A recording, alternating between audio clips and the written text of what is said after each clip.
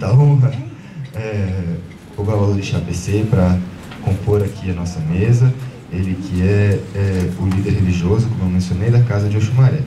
E eu vou pedir para acompanhá-lo também com muita honra nesse convite, o Dr. Caio Cortez, que é o coordenador do GT Jurídico da Casa de Oxumaré, para que eles aqui então compartilhem suas posições conosco e depois a gente abre uma rodada final de debate, que eu sei que está todo mundo cansado, e agradeço desde já por estarem até esse momento numa sexta-feira com a gente. Obrigado.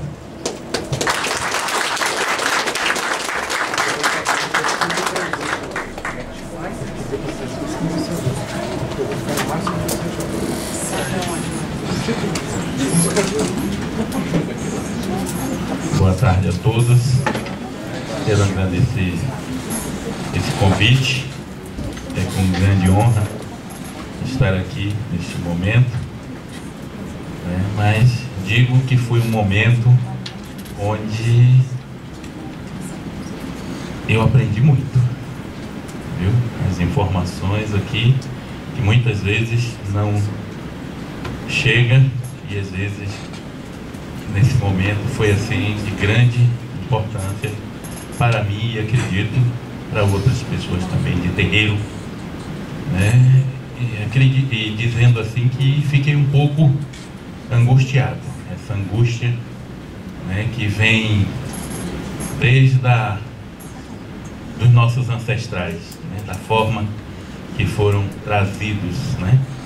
A gente acredita que esse preconceito contra as religiões de matriz africana não é simplesmente pela questão religiosa, porque se ela viesse de outro local da Europa seria diferente, mas porque veio da África, né, da nossa ancestralidade, acreditamos que também, né, é o racismo, não é só o preconceito religioso. O terreiro Oxumaré é um terreiro que vem acompanhando essas demandas, né, e recebendo grandes demandas, e por isso o terreiro Oxumaré criou esse GT jurídico, né, um GT para auxiliar, para orientar, né, em cada estado a gente tem um representante, o que é filho, o que é do axé, mas que está ligado ao axé e que vem fazendo essas defesas, às vezes, das intolerâncias, dos ataques.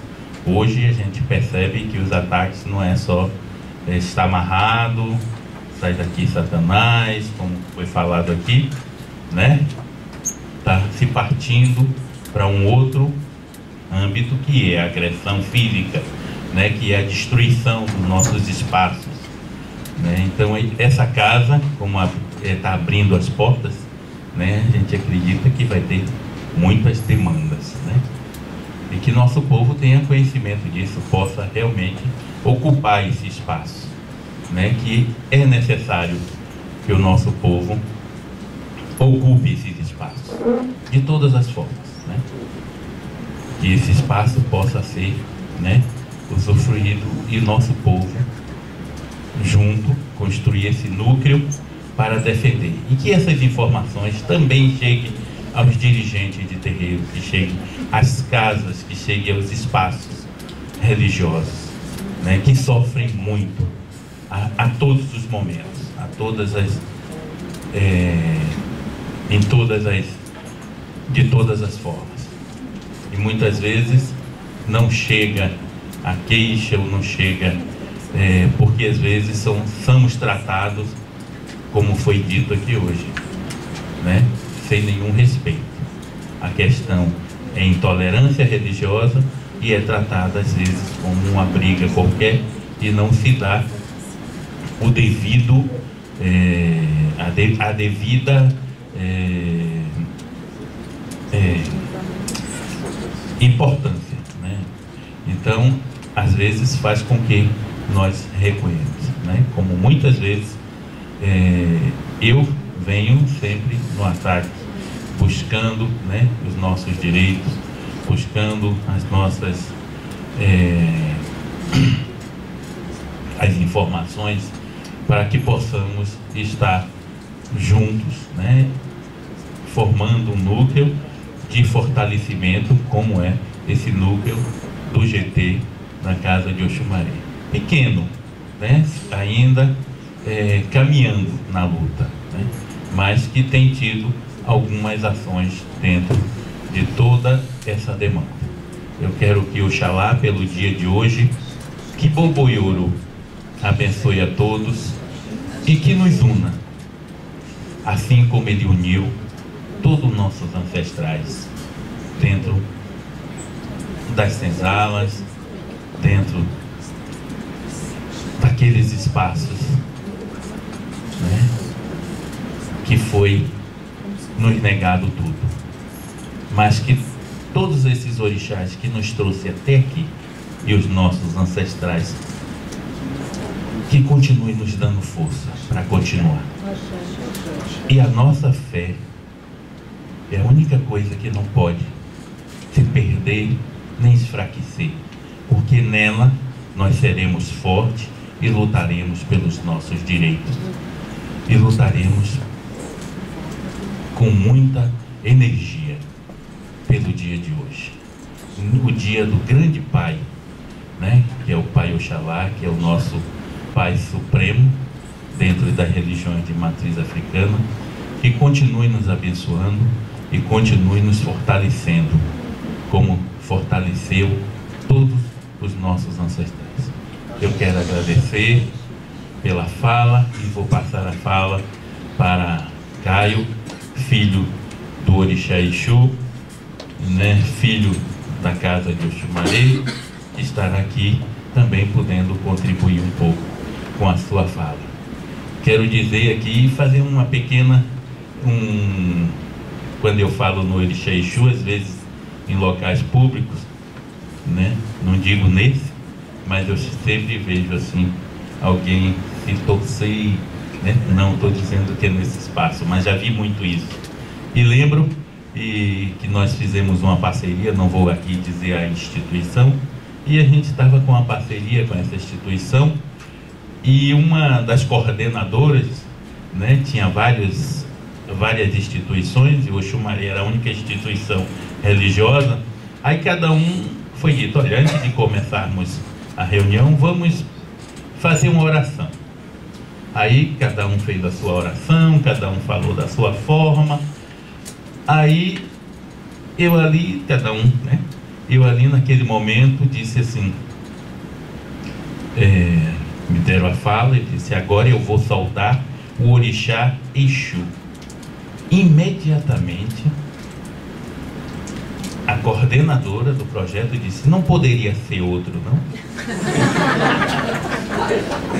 Né? Ali ela já contrariou, já me contrariou, mas eu, na posição de sacerdote, né, me mantive, mas disse a ela também, naquele momento que ela precisava ouvir, e disse a ela quem era esse orixá, que ela desconhecia, né?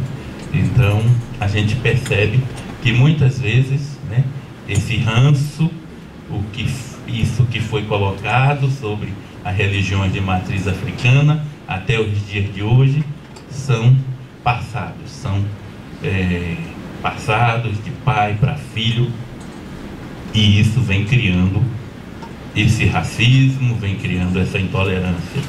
Mas a lei 10.639 deve ser aplicada, não com uma conotação religiosa, não para catequizar ninguém, mas para informar, né, que os nossos cultos, a nossa cultura, o nosso povo não tem esse ser demoníaco que são colocados aí e nos outros segmentos. Nós desconhecemos esse ser. Essa religião não tem esses seres que são seres da religião deles. Axé e Oxalá continue abençoando.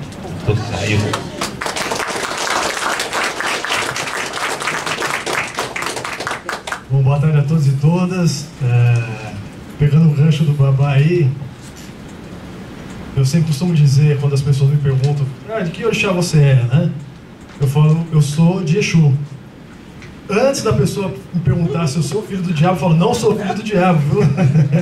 Não tenho nada a ver com o diabo, eu sou de Exu e Exu não tem nada a ver com o diabo.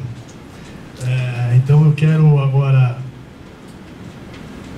agradecer pelo convite, cumprimentar todos os palestrantes, cumprimentar os organizadores do evento e dizer que para mim é uma honra poder participar de um evento dessa magnitude. Sobretudo para nós que professamos as religiões de matriz africana.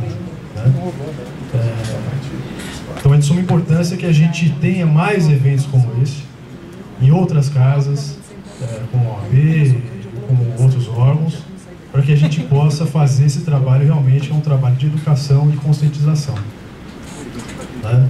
Quero cumprimentar a doutora Juliana, que me expôs aqui brilhantemente, dizer que me sinto completamente contemplado com a sua exposição e não sei se eu teria muita coisa a acrescentar aí, talvez eu tenha quase nada a acrescentar. Eu queria chamar a atenção de vocês para uma questão, pegando esse tema, que é a legislação, para um tema que está em voga, um tema de grande importância para nós que professamos as religiões de matriz africana e que está em discussão agora na mais alta corte do país. Tem pauta para o próximo mês, salvo engano, dia 9, a discussão do abate religioso de animais. Esse é um tema de muita importância e um tema que nos preocupa muito, porque, vamos dizer assim, dependendo do posicionamento do STF, a gente está lascado. A gente vai ter a nossa liberdade de culto aí cerceada. Então, só para contextualizar, não sei se todos têm conhecimento de como essa questão foi parar no STF. Em 2004, no Rio Grande do Sul, foi alterado o Código Estadual de Proteção dos Animais. Essa lei, ela proíbe que os animais sejam maltratados e tudo mais. No entanto, ela permite expressamente, segundo o texto da lei aqui, o livre exercício dos cultos e das liturgias de matriz africana. O que acontece? O Ministério Público achou que essa lei era inconstitucional. Por quê? Porque essa lei privilegia as religiões de matriz africana. O Ministério Público apresentou recurso no tribunal, no TJ lá do Rio Grande do Sul. O tribunal entendeu que não. Na verdade, não há privilégio nenhum com relação às religiões de matriz africana, fundamentando inclusive na Constituição. O tribunal disse que, ao autorizar o abate religioso de animais, a lei maior do país, ela ratifica que é inviolável a liberdade de consciência e de crença e que ninguém será privado de direitos por motivo de crença religiosa. E aí, mais uma vez, o Ministério Público, inconformado com essa decisão, recorreu e isso está para ser julgado agora no STF. Então, veja, qual que é o problema aí que a gente tem, já que o assunto é legislação? Se nós temos legislação suficiente ou não para tratar das religiões de matriz africana. Quando se tem uma alteração de uma lei, ou quando se tem uma edição de uma lei garantidora da nossa liberdade de culto e de crença, constitucional, o racismo institucional faz com que o próprio Estado, através dos seus órgãos, neste caso o MP, seja contra. Então veja a gravidade. Eu acredito que nós temos um número de leis que tratam dessa matéria, um número de leis que nos protegem suficientes, né? Se o sistema, como a própria colega disse, a doutora Juliana, não fosse seletivo. Se o sistema penal, se o sistema judiciário, se a legislação, se a aplicação da legislação não fosse seletiva, o número de leis que nós temos é suficiente. Só que a interpretação que é feita dessas leis nunca é ao nosso favor. Esse é o problema, né? Daí que até numa conversa antes da fala aqui da exposição da doutora Juliana, eu disse que é necessário que a gente tenha mais leis garantidoras da nossa liberdade de crença e de culto, que não dê margem para interpretações diferentes ou de não aplicação, porque a gente tem um problema muito sério hoje de não aplicação da lei. Ela citou a Lei 7716. Eu nunca vi ser aplicada em nenhuma delegacia aqui em São Paulo, por exemplo, né? Nem no DECRAD, que é uma delegacia especializada, né? Então a gente tem esse problema sério de aplicação da lei, que dá àquele que vai aplicar uma margem grande de interpretação.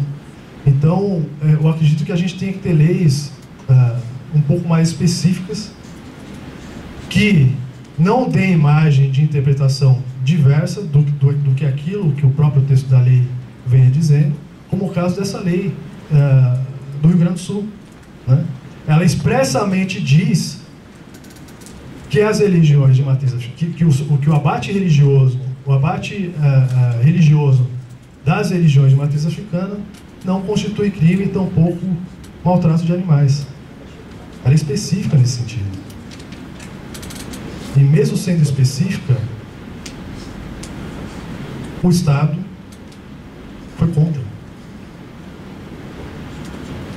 Quer dizer, nós temos leis que garantem a nossa liberdade de crença e de culto? Temos. Mas nós temos efetivamente essa liberdade? Nós não temos. Então a gente tem essa questão que é a eficácia e a aplicação da legislação, né? Que existe de forma genérica, porque a lei a gente sabe que a lei é genérica, significa que a lei se aplica a todos, sem distinção, né? Mas a todos, vírgula. Quando é em benefício nosso, a lei não é aplicada. Então a gente precisa ou de alteração da legislação vigente, né? Ou de edição de novas normas, novas leis, que sejam mais específicas no sentido de garantir que nós professamos a nossa religião com a liberdade que a Constituição nos dá, nos garante, não é? Então eu chamei a atenção para essa questão, também não vou me estender, que eu sei que o horário já passou muito. Então eu chamei só a atenção para essa questão da legislação, porque e dessa discussão do abate religioso que está no STF, porque a gente tem uma legislação e quando essa legislação é alterada para, de certa forma, não nos beneficiar, mas garantir que a gente tenha a nossa liberdade de culto de crença, essa lei é questionada. Então a gente precisa realmente de uma mobilização, a gente precisa realmente de fazer esse trabalho de conscientização, né, dos nossos direitos e deveres, evidentemente, né, mas no sentido de pressionar o poder público, pressionar o judiciário, pressionar os órgãos públicos para que a aplicação da lei seja efetiva e seja garantidora das religiões de matriz africana. Porque todos sabem, já foi dito aqui exaustivamente, as vítimas somos nós, né? Então nós precisamos disso. Vou mais uma vez agradecer ao pessoal Bom Babá, agradecer ao Dr. Eric pelo convite, agradecer a atenção de todos aí e que Exu nos abençoe, né? Obrigado.